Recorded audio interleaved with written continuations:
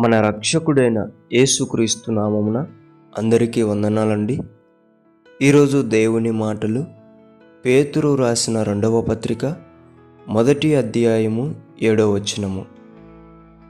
భక్తి యందు సహోదర ప్రేమను, సహోదర ప్రేమ యందు దయను అమర్చుకొనుడి.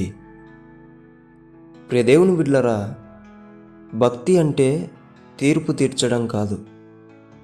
భక్తి అంటే అందరినీ దూరం చేసుకోవడం కాదు.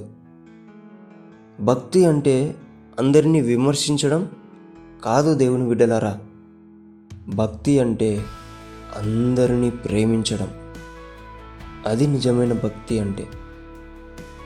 దేవుని బిడ్డలారా, నీవు చేస్తున్నటువంటి భక్తికి ఒక అర్థం ఉండాలి అంటే నీవు నీ సహోదరుని పట్ల, నీ తల్లిదండ్రుల పట్ల, నీ ఇరుగు పొరుగు వారి పట్ల, నీ సంఘం పట్ల నీవు ప్రేమ కలిగి జీవించాలి. ఆ ప్రేమతో పాటు దయ కలిగి జీవించాలి. అప్పుడు నీవు చేస్తున్నటువంటి భక్తికి ఒక అర్థం ఉంటుంది. దేవుని దృష్టిలో అది గొప్పగా కనపడుతుంది. దేవుని బిడ్డ కాబట్టి విమర్శించడం మానేసి, తీర్పు తీర్చడం మానేసి, దూరం పెట్టడం మానేసి ప్రేమిద్దాం, దయను చూపిద్దాం. సహోదరుణ్ణి మనము సంపాదించుకుందాం. దేవుడి మాటలను మన అందరిలో ఆశీర్వదించునుగాక.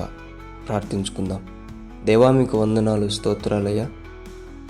ఇన్ని రోజులు భక్తి అంటే విమర్శించడంలాగా, తప్పు పట్టడంలాగా, దూరం పెట్టడంలాగా, తెలియనిలాగా చేసుకుంటూ వెళ్ళిపోయాం.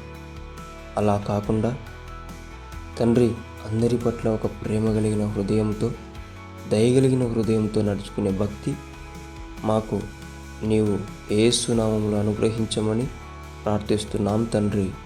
ఆమేన్.